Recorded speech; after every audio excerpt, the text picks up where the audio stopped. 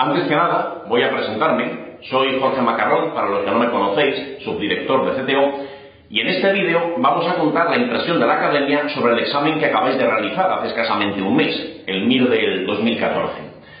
Antes de comentarlo, quería daros a todos la enhorabuena. Con independencia del resultado que hayáis obtenido, ya os habéis quedado libres y durante por lo menos unas cuantas semanas más, antes de tomar posesión de la plaza, tenéis tiempo para divertiros y para, digamos, relajaros después de tantos meses de estudio. Así que bueno, disfrutadlo, que sepáis que la mayor parte de vosotros en toda vuestra vida no vais a tener que hacer semejante esfuerzo de estudio, así que bueno, pues es motivo simplemente esto para estar contento y para estar orgulloso de haber llegado hasta aquí.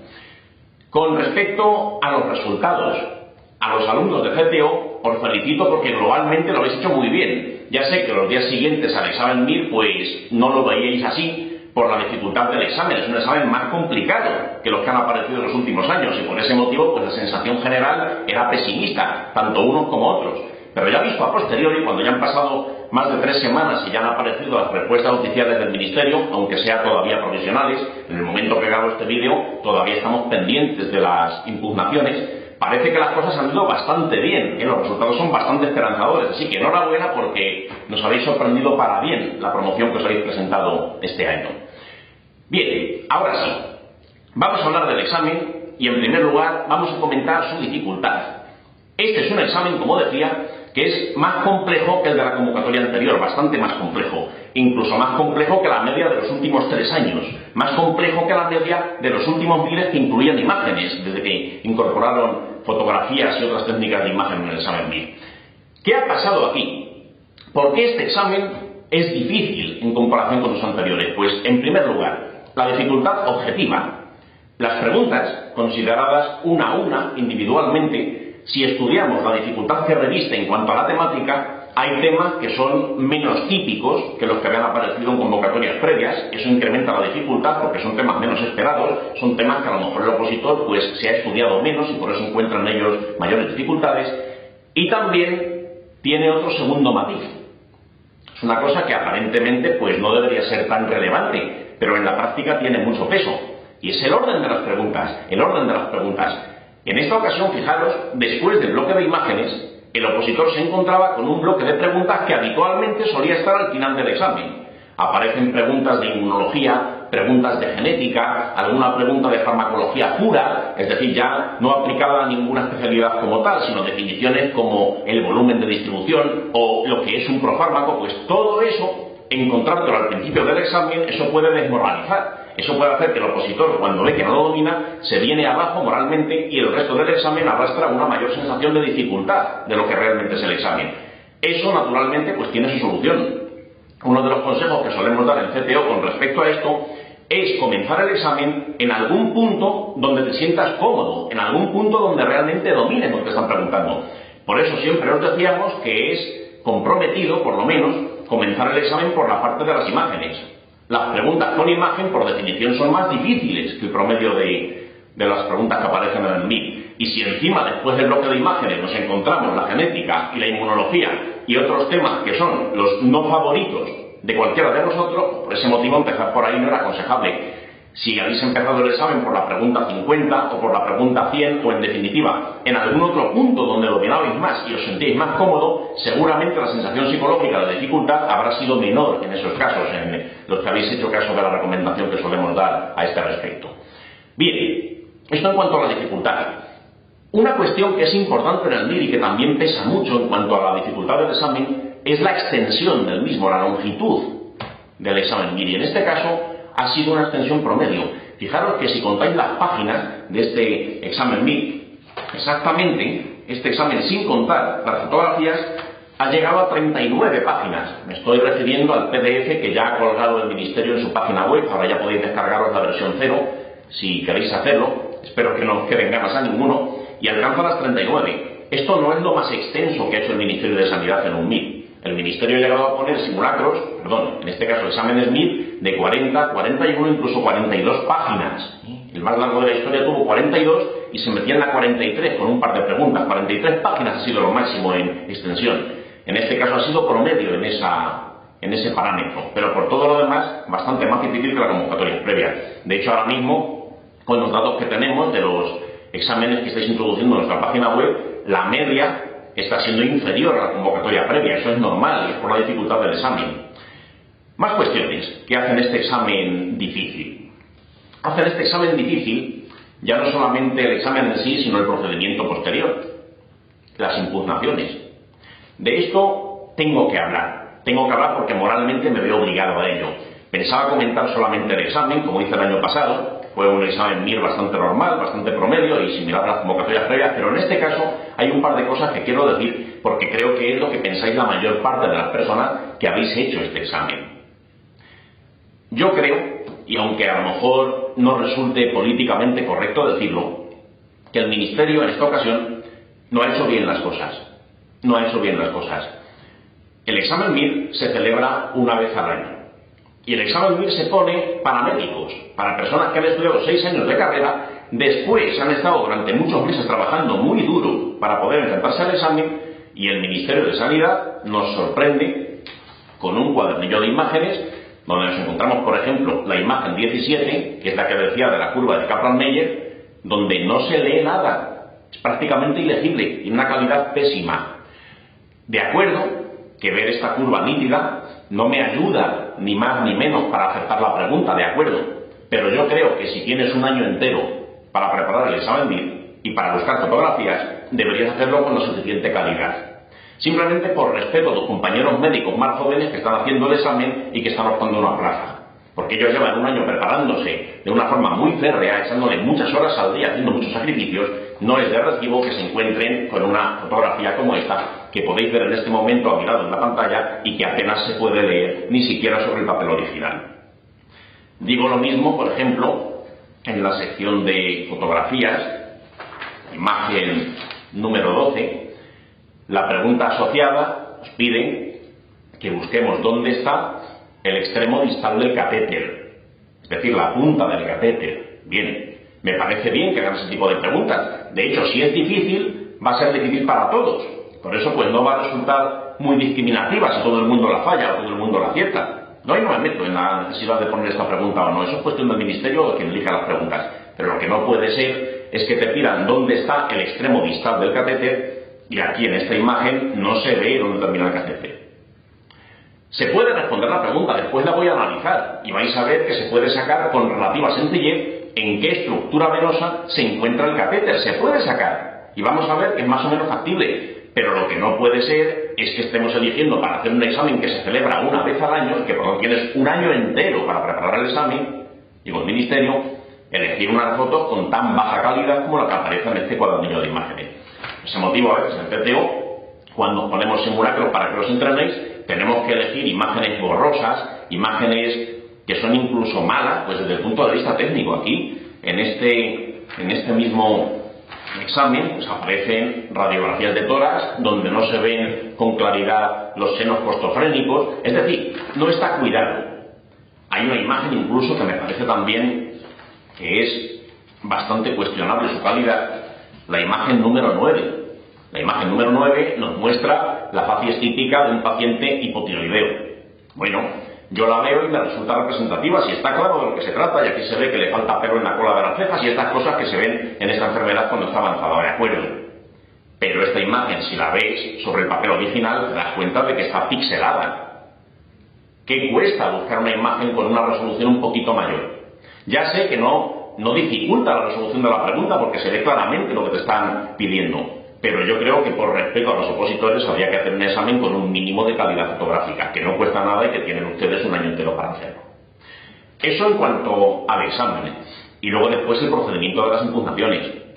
Hasta el año pasado se presentaban en papel el argumento, una fotografía o una fotocopia del texto de referencia, que puede ser el Harrison o el Farreras o cualquier otro libro de medicina, pero este año han tenido la gran idea de hacerlo a través de Internet, que me parece bien. Yo a priori, cuando me enteré de que este año las impugnaciones iban a ser a través de Internet, por vía telemática, pues me pareció un avance y me pareció pues que era algo que facilitaría las cosas al opositor.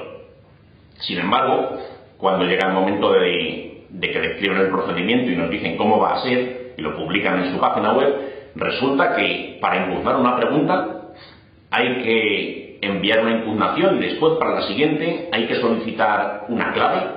hay que esperar una hora. No entiendo para qué, realmente, si tiene alguna virtud los medios telemáticos, la informática, las nuevas tecnologías, es la rapidez. Bueno, pues aquí hay que esperar una hora y solicitar una nueva clave cada vez que impugnas una pregunta o dos preguntas, ya no me acuerdo exactamente de las instrucciones. Y además, para mayor dificultad, hay que documentarlas con un PDF. Yo no sé si saben en el Ministerio de Sanidad que no todo el mundo, no todos los opositores son aficionados a la informática y hay algunos que tienen bastante dificultad para pasar las fotografías o la bibliografía o la documentación de un formato a otro. No todo el mundo sabe hacer PDFs y desde luego no todo el mundo sabe reducir los PDFs a 256K, que es un tamaño de fichero bastante ridículo, sin que pierda calidad. Es prácticamente imposible documentar la bibliografía de forma adecuada sin perder calidad en un fichero tan pequeño. Es todo esto, más que facilitar la vida al opositor, lo que ha sido complicársela. Hay personas, y me consta porque me lo han dicho personalmente alumnos que yo conozco que se han presentado a esta edición, que no han podido mandar ciertas impugnaciones porque no sabían reducir el tamaño del fichero, o porque la página del Ministerio estaba colgada y no pudieron enviarlo porque, a pesar de que estaban intentándolo en diferentes momentos del día, no eran capaces porque el servidor estaba colapsado. Yo creo que estas cosas hay que tenerlas previstas y hay que tener un poco de respeto por la gente que hace el examen MIR. No solamente porque son opositores que han estado estudiando mucho tiempo, sino porque el día de mañana estas personas que hacen el examen MIR, que sois vosotros, sois los médicos de nosotros y de nuestros padres y de los padres de la gente del Ministerio y de ellos mismos, y nos vais a ver en urgencias, y cuando nos veis en urgencias esperamos que no nos pongáis las mismas trabas de espere usted aquí 2 horitas y si le duele usted un poquito más el pecho me pide usted una nueva clave que entonces me lo manda en PDF la descripción de su dolor. Yo creo que lo que ha hecho el Ministerio este año con el tema de impugnaciones no ha sido precisamente fácil para los opositores y creo que el año siguiente, el año que viene, espero que tomen las medidas oportunas para que esto no se vuelva a repetir. Aparte, también hay que decir que en este examen aparecen bastantes preguntas muy cuestionables, desde el punto de vista técnico, quiero decir.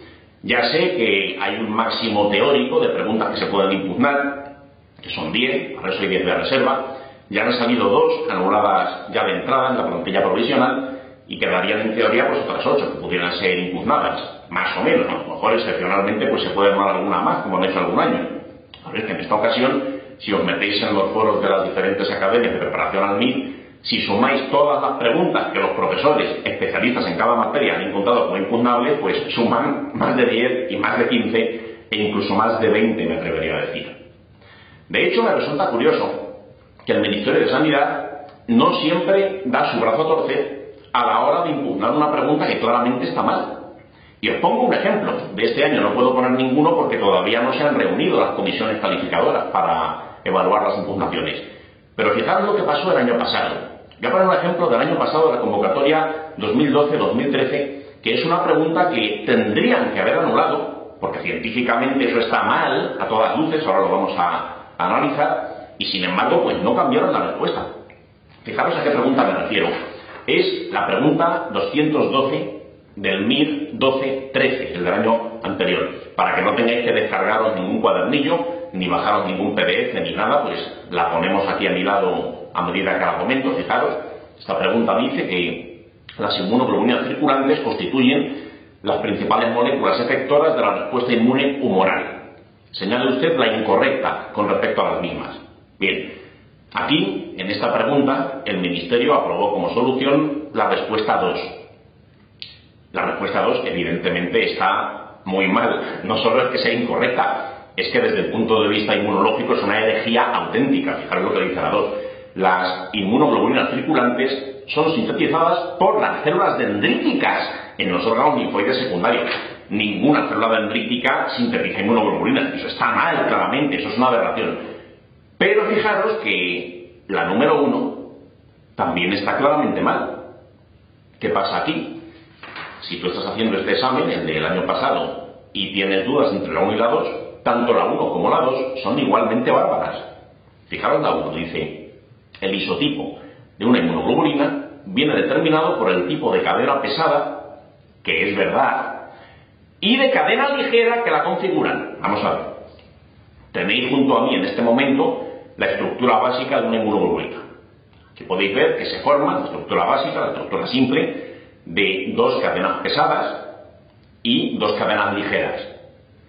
Las cadenas ligeras solo pueden ser o kappa o lambda, no hay más posibilidades. Y las cadenas pesadas, estas sí, estas son las que determinan de qué tipo de inmunoglobulina estoy hablando. Pueden ser, por ejemplo, alfa, en cuyo caso sería una IgA, o gamma, en cuyo caso sería una IgG, o epsilon, en cuyo caso sería IgE, etc. Y esos son los 5 isotipos de inmunoglobulina. Depende de la pesada, solo de la pesada, no de la pesada y también de la ligera, como dice la 1. Entonces, la 2 está mal y la 1 está igual de mal. Esto es un concepto de inmunología básica. Yo esto lo aprendí cuando estaba en primero de medicina y me hablaron del sistema inmune de una forma muy grosera. Esa es la estructura básica de la inmunoglobulina. Y esta pregunta, sin embargo, pues a pesar de estar claramente mal y que toda la bibliografía que existe apoya su impugnación, no la anularon. Esperemos que este año, con respecto al tema de las impugnaciones, sean más justos, porque el año pasado hubo gente que marcó la 1 sabiendo que está mal, hubo gente que marcó la 2 sabiendo que está mal, y sin embargo, con los mismos conocimientos y dándose cuenta de que ambas son erróneas, unos la tuvieron bien y otros la tuvieron mal, y eso es una cosa injusta y eso no puede ser. Yo creo que desde el punto de vista científico hay que ser más riguroso de lo que fueron el año pasado. Así que bueno, espero que este año lo hagan mejor. Y ahora sí, vamos a empezar a comentar algunas preguntillas de este examen. Vamos a comenzar, fijaros, de este examen MIR que habéis hecho. Espero que ninguno se enfade. Voy a hacer lo mismo que hacíamos en la academia cuando erais alumnos. Después de cada simulacro, recordad que comentábamos algunas preguntillas que eran especialmente importantes o que a lo mejor se podían sacar de manera sencilla cuando aparentaban ser más difíciles o que por algún motivo pues estimábamos posible su aparición en el examen MIR. Pues bien, vamos a analizar bajo ese mismo punto de vista este examen que acabáis de realizar. Y comenzamos, fijaros, la numeración de las preguntas siempre hace referencia a la versión 0, que es la del tribunal, pero bueno, en cualquier caso vamos a intentar, a medida que yo voy hablando, que la pregunta salga a mi lado para que no tengáis que andar con un cuadernillo ni descargando ficheros ni nada de eso, que la cosa sea sencilla y fácil. Bien, pues vamos a comenzar con la pregunta 151 de la versión 0. Fijaros aquí, la pregunta 151 nos ha llamado al profesorado de CTO poderosamente la atención, lo que ha pasado con ella. Aquí en esta nos dicen que cuál de estos signos clínicos no se observa en las lesiones de una neurona motora inferior. Vamos a ver. Esta pregunta, en primer lugar, se puede sacar de dos maneras. Lo primero, por sentido común. Si te están hablando de una neurona motora, ya sea inferior o sea superior, lo que seguramente no voy a tener es una alteración sensitiva. Las opciones 1, 2, 3 y 4 son alteraciones de índole motriz. Y la 5, hipoestesia, es una cuestión sensitiva. Por lo tanto, aunque no tenga ni idea, la que tendría que marcar, aún sin saberlo, sería la 5 por pura lógica. De hecho, no sé si recordáis que cuando estabais alumnos con nosotros en CTO, siempre comentábamos el modelo de pregunta que llamábamos oveja negra. Oveja negra. 4 respuestas comparten una característica común. Y hay otra que se queda suelta. Y esa suelta, que destaca entre ellas porque hay una característica que no comparte, se queda fuera del rebaño, es la oveja negra. Aquí tenemos 4 ovejas blancas, 4 opciones motrices o motoras, parálisis, ametrofia, articulaciones, areflexia, y fuera del rebaño me queda la 5. Algo sensitivo, ¿eh? Esa es la oveja negra en esta pregunta. Por una mera cuestión de estructura, de ingenio, de sentido común, de lo que llamamos en definitiva técnica de examen, se podría sacar esta pregunta. Y también, por supuesto, por teoría médica, claro. Si te sabes la neurología, no te hace falta utilizar estos recursos, pero en caso de duda, siempre lo tienes a tu alcance y se podría sacar la pregunta perfectamente. Y a este respecto, pues, os voy a felicitar a los que habéis sido nuestros alumnos, porque de vosotros, fijaros ya con los datos que tenemos a estas alturas, ya habéis introducido más de 7.000 plantillas en la página web. Y de esas 7.000, pues prácticamente tenemos las del 80-90% del alumnado de CTO. Habéis aceptado esta pregunta con una probabilidad del 92%, es decir, el 92% de nuestros alumnos ha aceptado esta pregunta. La gente de fuera de CTO, alumnos no CTO, la han acertado el 46%. Eso quiere decir que los consejillos del técnica de examen y estas cuestiones que comentábamos, pues algún punto extra os ha dado. Haciendo referencia a otras convocatorias, pues ya sabéis que un punto en el MIR más o menos, según la dificultad del examen y el número de opositores y otros parámetros, viene a representar entre 150 y 200 puestos. Pues nada, pues con esto habéis avanzado 200 puestos gracias a la oveja negra. Así que bueno, enhorabuena, porque ahí lo habéis hecho sustancialmente mejor que los opositores de otras academias o de preparación por libre. Otra pregunta que también quiero que veamos es la pregunta 180. Fijaros aquí, esta es la 180. Aquí nos encontramos una pregunta que, si habéis analizado cuidadosamente los exámenes MIRES de años anteriores, os habrá traído algún recuerdo. Fijaros aquí, la 180 nos hablan de un niño de 4 años que 5 minutos antes de llegar al centro de salud empieza con angioedema, conjuntivitis, congestión, ronquera, coincidiendo con la ingesta de una cucharada de yogur. Y bueno, luego te cuentan que entre los antecedentes, claro, estaba diagnosticado de alergia a las proteínas de leche de vaca, te lo está poniendo muy claro lo que le está pasando. Te dicen que tiene hipotensión, que la frecuencia cardíaca está ligeramente aumentada, 110 latidos por minuto, y la saturación de oxígeno en 93%. Y tiene además sibilancias. ¿Qué hay que hacer aquí? ¿Qué te están contando? Evidentemente es un cuadro alérgico, pero ¿qué te lo han dicho? Alergia a las proteínas de la leche de vaca. ¿Qué os decíamos con respecto a la técnica de examen en preguntas de este tipo? ¿Qué llama la atención aquí? A nivel estructural, entre las 5 opciones. Llama la atención desde el punto de vista de la forma que las respuestas 2 y 3 son prácticamente iguales, pero difieren en un pequeño matiz. La 2 dice que le vamos a poner adrenalina, una dilución de 1 por 1000, subcutánea, y la 3 dice que intramuscular. Ya os dimos una recomendación práctica en su momento. Cuando 2 opciones se parecen mucho, son prácticamente idénticas, pero difieren en algún pequeño matiz, tienes que elegir entre ellas. Muy posiblemente una de las 2 sea la correcta. Realmente el autor de la pregunta, en lugar de hacerte dudar entre 5 opciones, te está haciendo dudar entre 2 opciones por el gran parecido que tienen. Quiere que dudes entre la vía, si es intramuscular o si es subcutánea. Esta pregunta llama la atención que incluso gente que ha sacado notas altas y muy altas la ha fallado poniendo la 2 subcutánea, cuando la respuesta correcta era la 3 intramuscular. Y la clave no estaba en aprenderse la farmacología de la adrenalina, ni el tratamiento exacto de este tipo de problemas, no. La solución estaba, para acertar esta pregunta, en la convocatoria previa. Concretamente, del MIR del 2013, del año pasado, en la pregunta 163. Fijaros que os la reproducimos aquí a mi lado a continuación. En esta pregunta del año pasado, el paciente tenía un cuadro parecido. También apareció en el bloque de pediatría.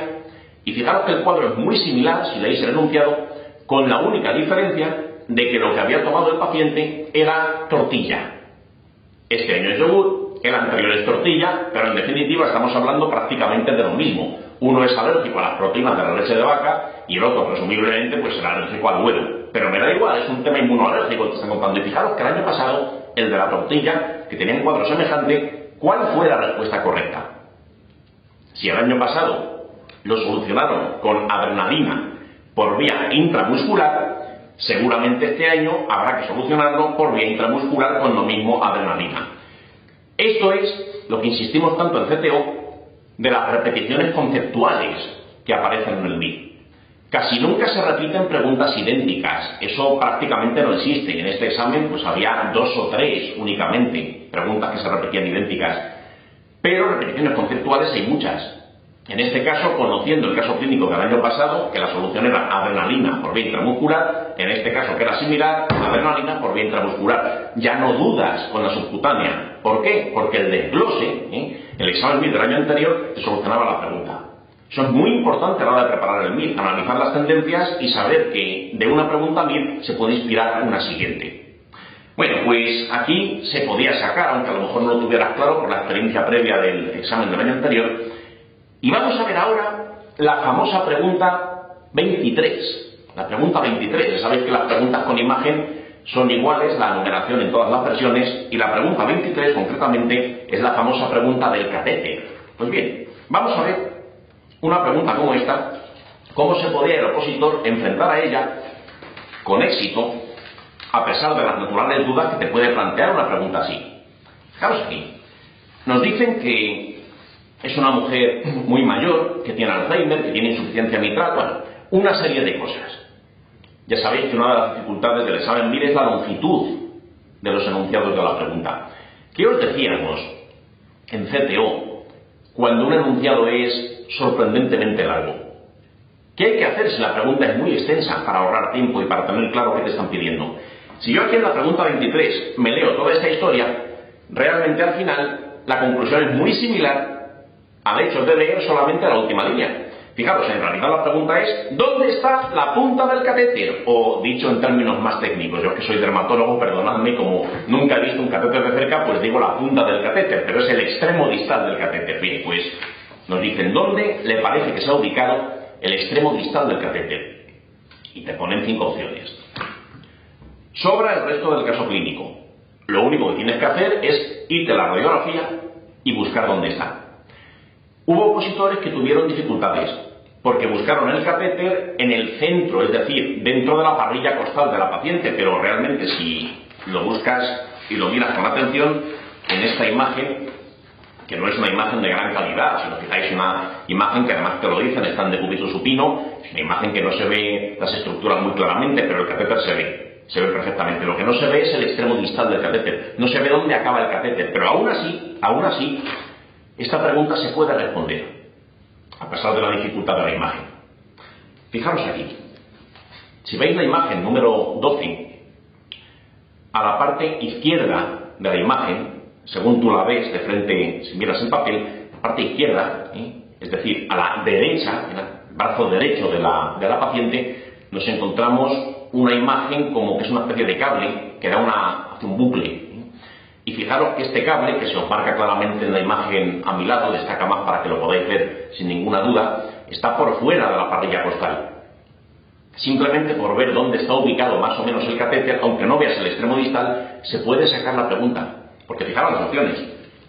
La número 1 dice, vena subclavia derecha. No sé dónde está el extremo distal, porque ahí se corta y realmente no se identifica con claridad, pero lo que está claro es que esto está bastante por debajo de la clavícula. De hecho, si os dais cuenta, encima del catéter está la cabeza del húmero, ya que ya estamos a nivel del miembro superior. Por eso estamos lejos de la subclavia estaría por encima, bastante por encima. La clavícula se ve y el catéter está, por lo menos la punta del catéter debería estar bastante alejada, pero por eso la 1 quedaría descartada. Estamos en miembro superior, no estamos a nivel de subclavia.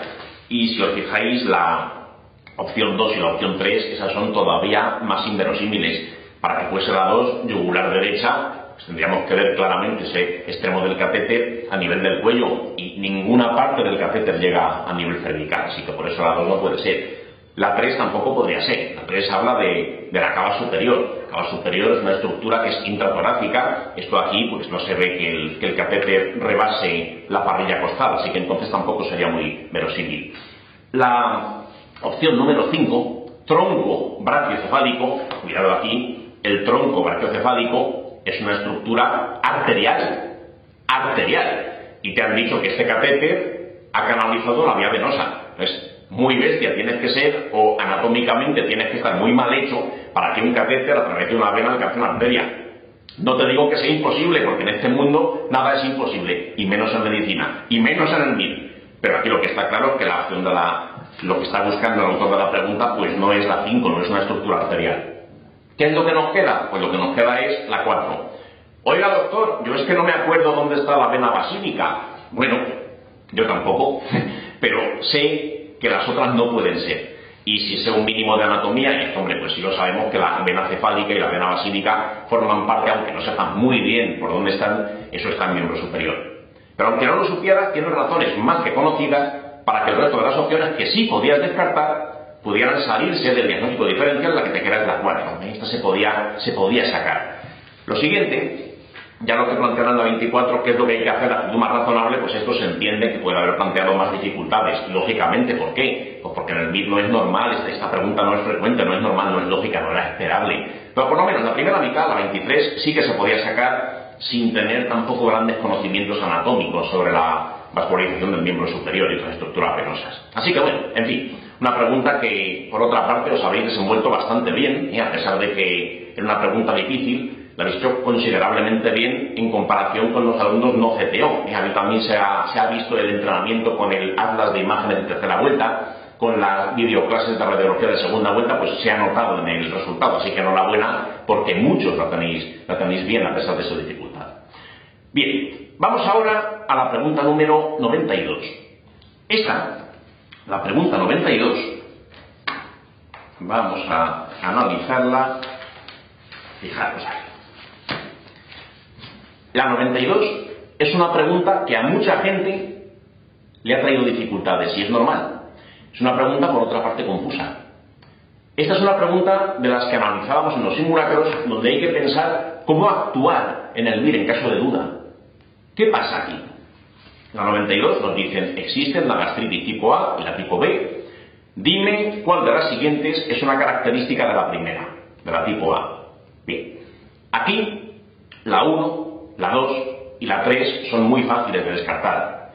Sabéis que gastritis tipo A y tipo B es fácil por la célebre regla mnemotécnica. A, autoinmune, es esa que tiene anticuerpos, anticélulas parietales, que es un mecanismo inmunológico, A, autoinmune, y B, bicho, el Helicobacter pylori. El Helicobacter pylori está implicado en la tipo B y la autoinmunidad en la tipo A. Solamente por eso pues es bastante sencillo de sacar. Lo que dice la 1, eso del predominio en el antro, es mentira. La tipo A predomina más en puntos y cuerpo, y lo que dice la 2 y la 3 también es falso, si tienes un conocimiento más o menos normal de esta gastritis, que además es un tema frecuente en el examen. Aquí la duda está entre la 4 y la 5. Esa es la duda razonable. Y fijaros aquí, voy a reproducir el pensamiento de un opositor frente a esta pregunta. ¿Cuál es una característica de la primera, de la gastritis tipo A? La autoinmune. La 4 dice, cursa con acloridria. Pues hombre, ¿esto es verdad? Pues sí. Esto además, de hecho, es típico. Si tú tienes anticuerpos o autoinmunidad del tipo que sea, anticélula parietal, pues evidentemente si van mermando mi número de células parietales y va perdiéndose su función, lógicamente voy a tener menor producción de ácido clorhídrico, tendré hipocloridria y en última instancia, y esto ocurre con cierta frecuencia ya en fases más avanzadas de la enfermedad, pues puede haber acloridria incluso. Bueno, en cualquier caso, acloridria o una marcada hipocloridria, eso es lo que es típico de esta gastritis. Así que bueno, parece que la 4 pues no tiene duda. Pero claro, ¿cuál es el problema aquí en esta pregunta? La 5.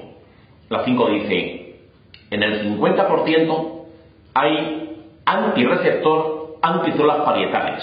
Aquí realmente querían decir hay anticuerpos antirreceptor anticélula parietal. Vale. Se entendía más o menos la esencia de la pregunta. A ver, eso también es cierto. Hemos dicho que hay autoinmunidad, hay anticuerpos de este tipo en esta gastritis, o por lo menos puede haberlo, y de hecho los hay con cierta frecuencia. ¿Qué hacemos aquí si estamos opositando y nos sale una pregunta como esta? ¿Qué es lo que tendríais que haber hecho? La 4 parece cierta, la 5 parece cierta, ¿por cuál me decanto aquí? Hay que tener mucho cuidado con estas cosas. Ya hemos visto antes, en la pregunta del año pasado de las inmunoglobulinas, que a veces el Ministerio, aunque hay razones más que de peso, y la documentación científica te apoya, no te anula una pregunta, aun teniendo razón, aun habiendo dos posibles respuestas correctas. ¿Qué hago aquí? Ante la duda. Si quiero garantizarme el punto. Yo cuando estoy haciendo el examen, lógicamente no sé cuál van a aprobar como correcta, pero yo por lo que he estudiado, sé que la 4 podría ser correcta casi seguro y la 5 podría ser correcta casi seguro, pero en este caso ante la duda, ¿qué hay que marcar? Hay que marcar la 4. ¿Por qué? Porque aquí en la 4 es mucho más difícil que te hagan fallar. Tú tienes por concepto claro que va a haber una disminución de la producción de ácido. Habrá hipocloridria clara o incluso acloridria. La 4 pues sabes que eso va a pasar. Y de la 5 sabes que pueden aparecer, incluso aparecen con frecuencia, esos anticuerpos anticélula parietal. Pero la 5 tiene un matiz que no puedes controlar. Tú el día del MIR, ¿cómo sabes seguro si es un 50% la frecuencia de aparición? No te digo que no lo sea. Tú en ese momento no lo sabes. Sabes que pueden existir. Sabes que son más o menos frecuentes, pero ante la duda, entre la 4 que tengo clara y la 5, que hay una cifra que no sé seguro, porque no puedo saberlo seguro, ¿cuál marcas? Tú piensas que en una publicación a lo mejor pueden poner un 80%, a lo mejor en otro libro ponen un 50%. o a lo mejor otro autor considera un 65%. Tú eso no lo sabes seguro. O sea, ante la duda, aquí lo más prudente, sin conocer la respuesta correcta, es decir, durante el examen, hubiera sido marcar la 4. El Ministerio, en la hoja de respuestas provisionales, ha aceptado la 4 como solución. Esta es una de las preguntas que mucha gente ha encontrado dudosa, ha encontrado impugnable, y muchos de vosotros habéis mandado anulaciones o posibilidades de anulación al Ministerio para ver si consideran impugnarla, porque es verdad que en algunas cifras, en algunas fuentes bibliográficas, te dicen un 50 o cifras parecidas, y en otras pues también te dicen más, según el libro que se consulte. Pero aquí que era lo más seguro. ¿Cómo te garantizabas el punto? Tú no sabes si la van a anular.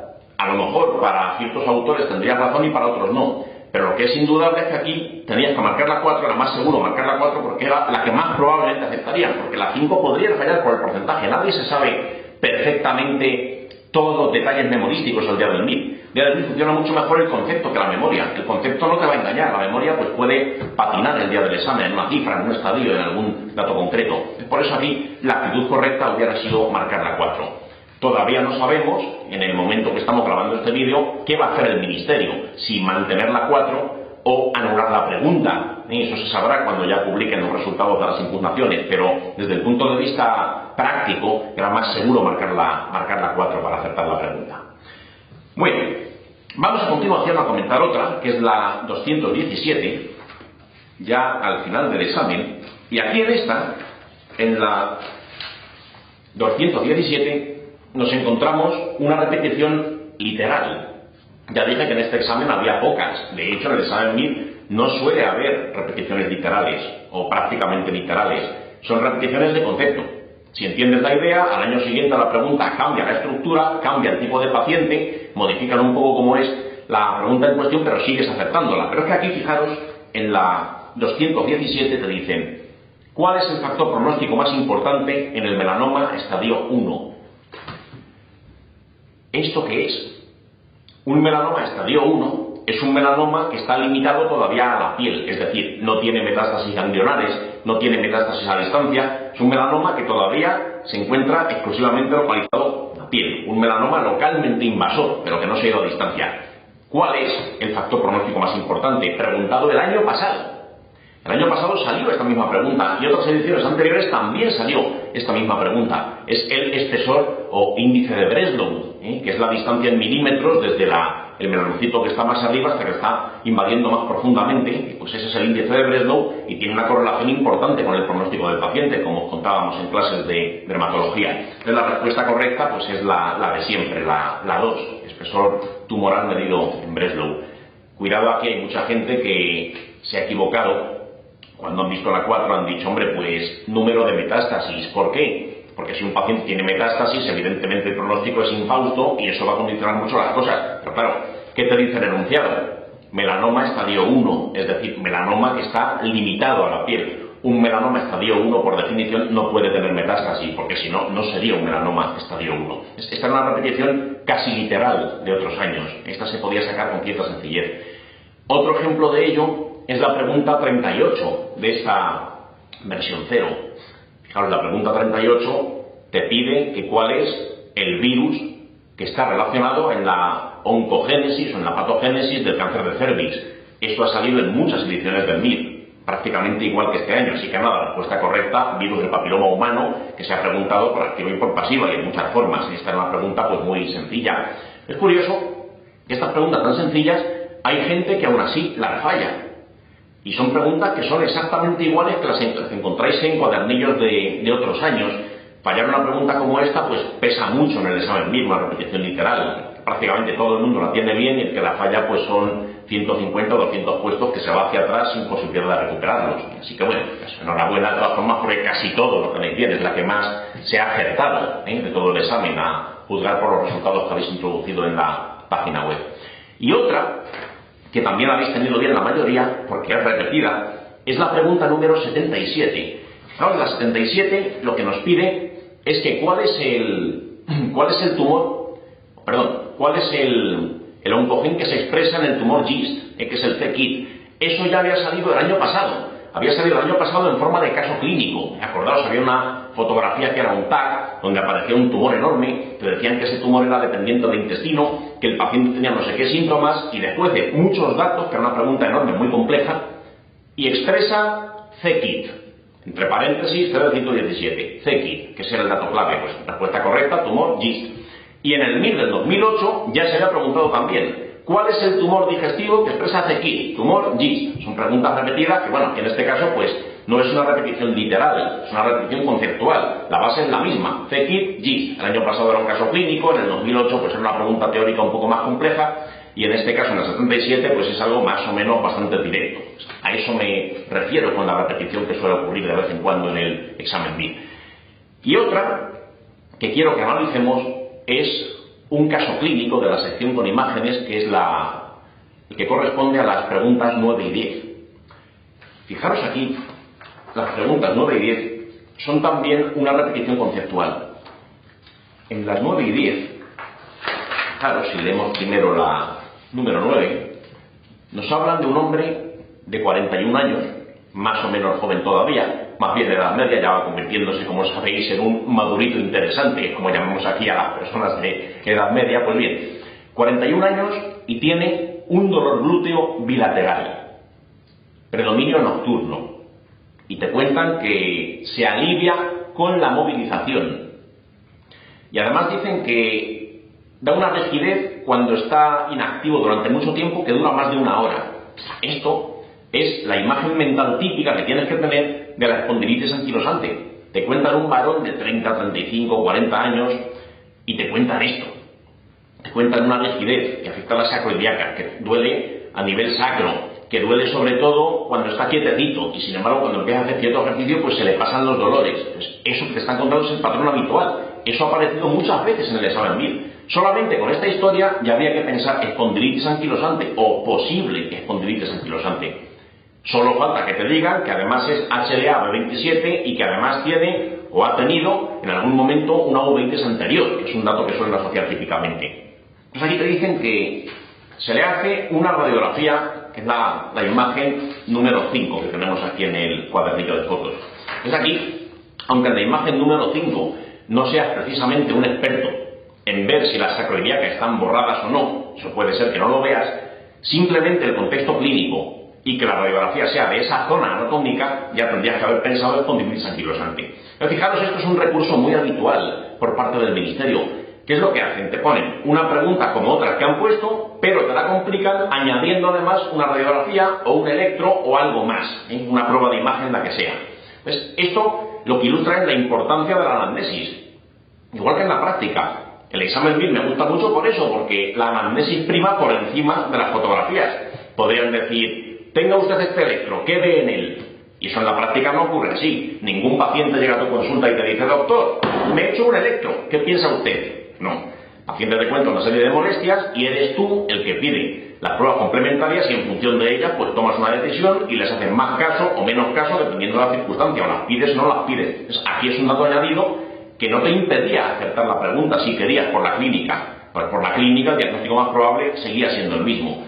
Por eso aquí nada, la número 9, que habéis hecho muy bien por cierto, es la 2, la correcta, una espondilitis anquilosante. Y claro, en la 10 ya es la conclusión lógica, después del diagnóstico pues te piden algo sobre el tratamiento.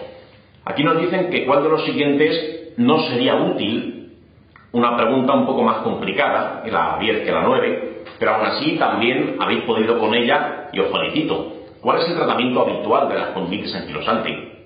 Ya sabéis que suele estar basado en AINES como primer escalón terapéutico. Y una cosa que ya insistíamos en clase y de hecho en el manual de CTO viene casi literal. Los corticoides sistémicos no son adecuados o no aportan beneficio. Pues es justo lo que preguntan aquí en la 10. Viene literal en el libro. Por eso la mayor parte es acertado al poner la 3, corticoides sistémicos. Eso no se utiliza, no se suele utilizar en la espondilitis anquilosante.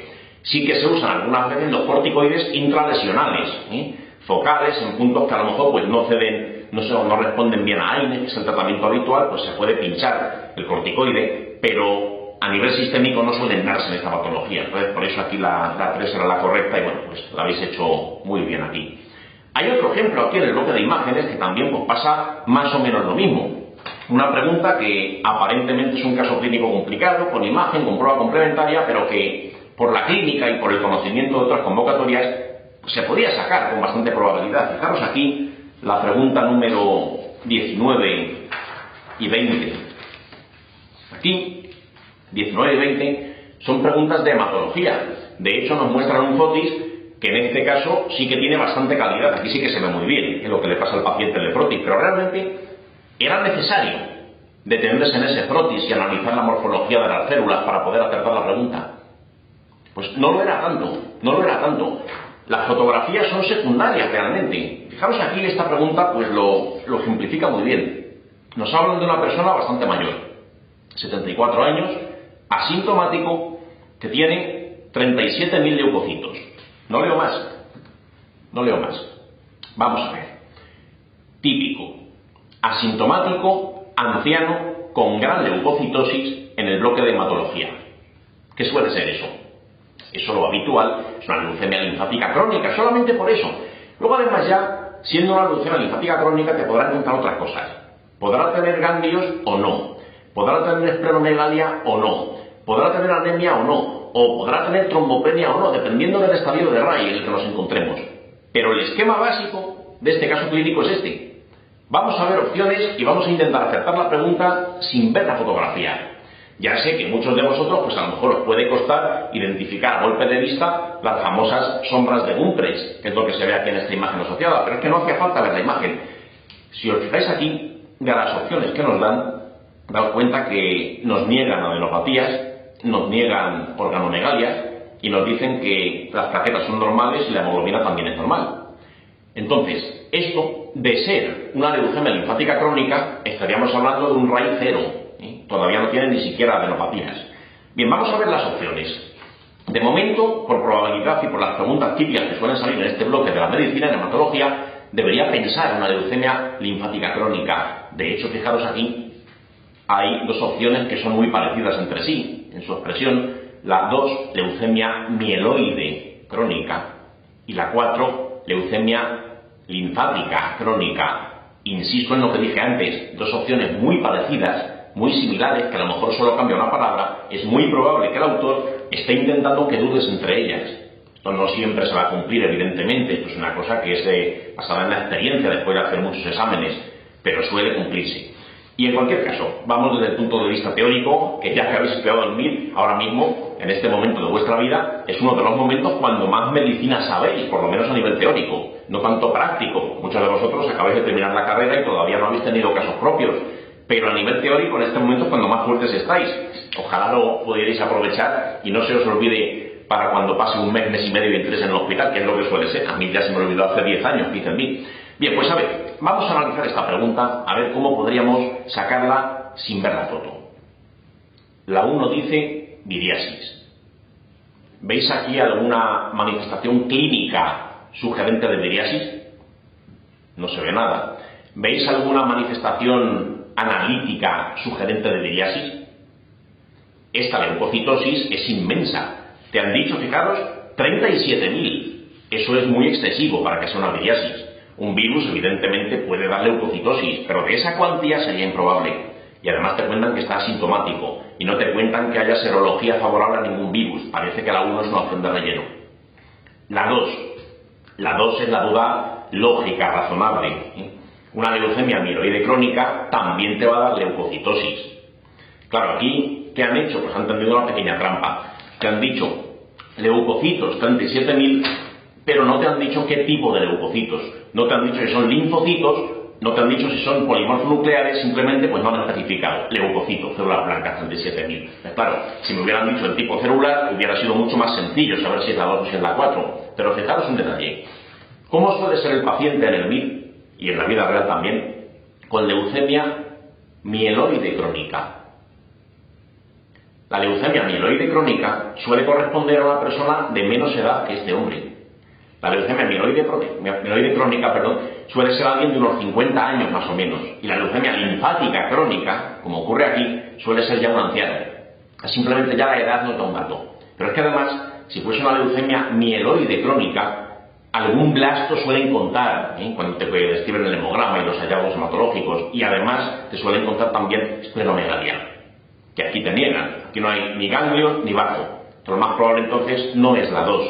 Por la edad, por el resto de los datos que he dicho, parece más la 4. Todavía sin ganglios porque será un raicero, pero por probabilidad parece la 4. Desde luego, lo que está claro es que la 3 no es.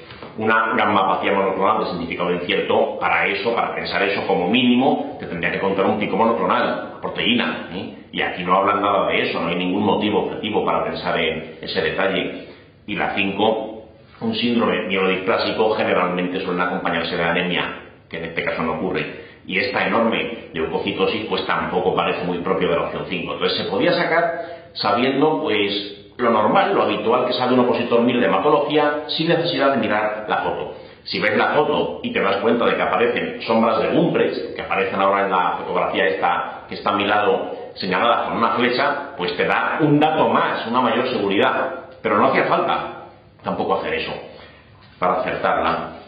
Y la siguiente, la 20, que es la pregunta con referencia al tratamiento del paciente o la actitud con respecto al paciente, ya os hemos dicho muchas veces en CTO que en hematología los cuadros incurables y que son asintomáticos y que son pacientes ancianos, la respuesta correcta es no hacer nada, porque no tienen cura. Por ejemplo, pregunta clásica que siempre os poníamos en los simulacros: un mieloma múltiple asintomático en una persona muy mayor, observación y nada más, porque el mieloma no se puede curar, no hay un tratamiento curativo para una persona de 75 años.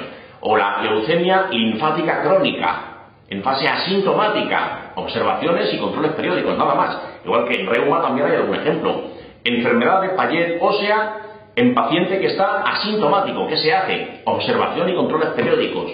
Esa es la esencia de las enfermedades incurables en pacientes ancianos en fase asintomática: observación y controles periódicos. ¿Por qué? Porque lo más probable es que este paciente se muera de otra cosa, por la edad que tiene. Bueno, y en el caso de que desarrolle síntomas por este cuadro, pues ya veremos qué le hacemos, pero en principio no habría que hacer nada mientras que asintomático, porque el tratamiento puede ser peor que la enfermedad, porque es incurable y el tratamiento puede ser agresivo.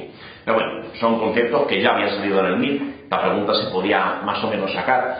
Esto es lo curioso que tiene el examen MIR. Cuando ya van pasando las semanas y empiezas a analizar cada pregunta de forma separada, te parece mucho más sencillo que dentro del aula. Pero claro, todos hemos entrado en el aula del MIR. Yo he estado en el aula del MIR. Yo hice el MIR en el 2004, hace 10 años, con respecto al que estoy comentando ahora. Y fue un MIR bastante sencillo. La verdad es que en 2004 no dio grandes sorpresas. Sin embargo, los que estábamos dentro del aula, pues los molinos parecían gigantes. Cualquier pregunta pues te parecía más difícil de lo que era. ¿Por qué? Pues porque el estar allí, la presión psicológica de estar haciendo el examen, pues implica un mayor componente, digamos, de dificultad, de emoción. Por eso pues es lógico que las preguntas dentro se vean más complicadas de lo que son fuera. Bien, vamos a ver otra también que nos ha llamado la atención, que es la pregunta número 44. Esta pregunta 44 es una pregunta de farmacología pura, pero sin embargo aquí estamos bastante orgullosos de que la habéis sacado. Casi todos sabíais lo que era un profármaco. Sin embargo, ¿qué libro os habéis estudiado de farmacología? En CTO no hay libro como tal de farmacología. Los capítulos diferentes de farmacología están asimilados en su correspondiente médica. Los antibióticos salen en infecciosas, los antiarrítmicos salen en cardiología, los antipsicóticos se estudian en psiquiatría y así.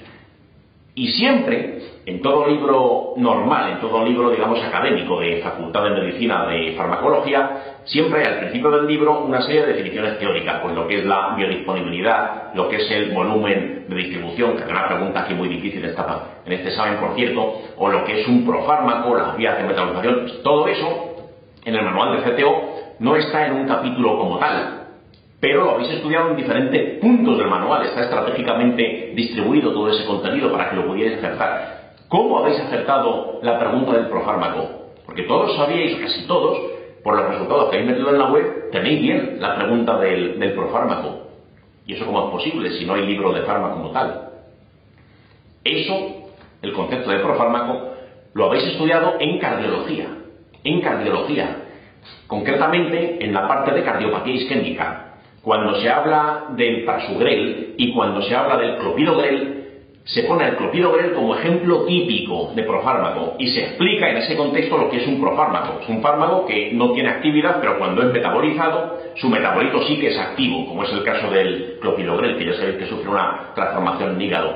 Eso es lo que es un profármaco. Entonces, por eso aquí, la 44, casi todos los que habéis sido nuestros alumnos habéis puesto la 3. Es decir, un producto inactivo que se convierte enzimáticamente en un fármaco activo.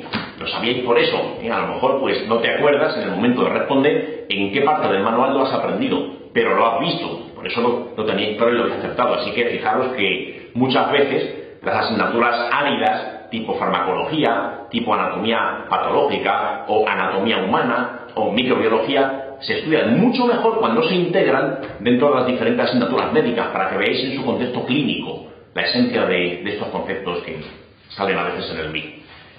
Otra que también quería comentar es la 85.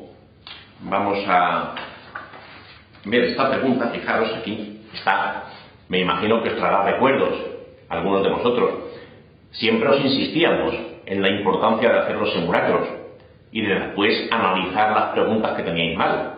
Y aquí en la pregunta 85 de esta versión 0, fijaros, la reproducimos, dice: joven que tiene historia frecuente de disfagia a sólidos y a líquidos, tiene historia de impactaciones de alimentos repetidas. Esto ya os puede ir sonando, pero sobre todo, dice, tiene un esófago de aspecto traquealizado. ¿Qué os dijimos? Os pusimos 2 veces un esófago traquealizado durante vuestra preparación. Una vez en una pregunta como esta, sin fotografía, y ya os dije en aquel vídeo: esófago traquealizado, esofagitis eosinofílica. Y después, más adelante, os pusimos un caso clínico que se llama fotografía de un esófago en una endoscopia, y se veía que ese esófago efectivamente era comparable a los anillos traqueales, era muy parecido. Entonces, esa pregunta la habéis tenido bien casi todos, gracias a esos simulacros. Siempre nos decíais que malos éramos, que qué simulacros tan complicados poníamos, que cómo era posible, que no subimos por más que estudiamos, pero sin embargo, fijaros que al final ciertas preguntas que no tenían mucho sentido que saliesen en los simulacros, pues al final sí tenía sentido que saliesen, porque eran temas que eran más o menos de moda, intuíamos que podían aparecer, y aquí lo tenéis, el esófago traquealizado, esofagitis eosinofílica, que comentábamos en aquel simulacro. Si mal no recuerdo, creo que era el simulacro 19 o el 20, era uno de los últimos. No de los más del final, pero más o menos lo hiciste por octubre, noviembre, ya cuando terminabais la segunda vuelta y empezabais la tercera. Bueno, pues la teníais, y de hecho la habéis tenido bien, pues muchos de vosotros, gracias a esos simulacros tan complicados. Es que enhorabuena por ese diagnóstico brillante de esofagitis eosinofílica que habéis conseguido en este examen, que es tan complejo. Y vamos a continuación a la 145. Y aquí, en la 145, ya me despido de vosotros, tampoco quiero complicaros mucho más la vida. Ya hemos analizado durante todo el año muchos simulacros, muchas preguntas. Esta va a ser la última de todas, por lo menos para la promoción que se acaba de presentar al MIR, los que estoy viendo este vídeo. Así que nada, vamos a esta, repetida por cierto del año anterior y de también otras convocatorias previas. Dice 145, ¿qué fármaco hay que recomendar para el tratamiento de la epilepsia mioclónica juvenil? Si recordáis en cierto vídeo que os dije cuál era el tratamiento de la epilepsia, y os dije también cuál era el tratamiento de la epilepsia si no te lo sabes. ¿Cuál es el tratamiento de la epilepsia si no te lo sabes? Pues aquí veis una aplicación de este principio. El tratamiento concreto del síndrome de Jans o epilepsia mioclónica juvenil, que como también se llama, es el ácido valproico. No sé si recordáis aquel simulacro que os pusimos, donde salía un joven de 15 años que por las mañanas se le caían las cucharillas cuando estaba en el desayuno desayunando con sus padres, sobre todo cuando había trasnochado y se había ido de copas con sus amigos, y también cuando madrugaba mucho, cuando dormía poco en definitiva. Por la mañana en el desayuno se le caían las la cucharilla o el tenedor, las tostadas, lo que tuviese en la mano a la hora del desayuno. Y un día convulsionó, nos decía aquella pregunta del simulacro que hiciste. Ese caso, que analizamos de forma muy detallada, pues aquí lo tenéis, aquí simplificado. Aquí directamente no has tenido ni que pensar lo que tenía. Te lo han dado. Epilepsia mioclónica juvenil. Tratamiento, ácido valproico. Repetida también de los simulacros y repetida de algunas convocatorias previas del examen MIR. Supongo que esta también os habría traído recuerdos a lo largo del examen, durante las 5 horas que pasasteis en el aula. Bueno,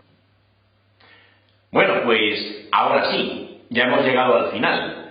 Ya no voy a comentar ninguna pregunta más, ni en este vídeo, ni en ninguno. Lo digo por los que habéis sido nuestros alumnos, que me lleváis padeciendo muchos meses después de cada simulacro que hacíais. Así que nada, no os preocupéis, no va a haber más broncas, no va a haber más preguntas difíciles que después hay que analizar, ni hay que hacer ya ninguna penitencia con ninguna pregunta que haya fallado.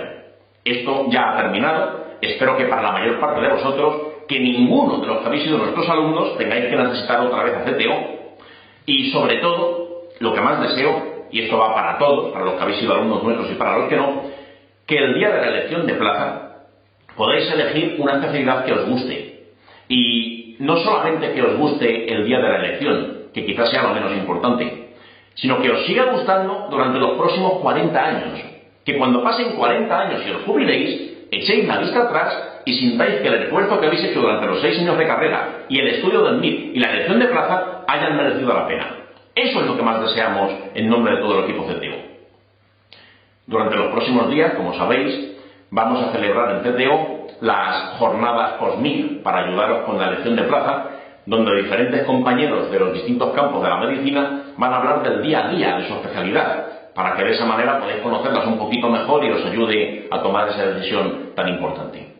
Bueno, pues para cualquier cosa las podéis seguir en la web, como decía, o presencialmente en nuestra sede, y os deseamos todo lo mejor en nombre del equipo CTO. Muchas gracias, mucha suerte y sobre todo enhorabuena por haber llegado hasta aquí. A todos vosotros.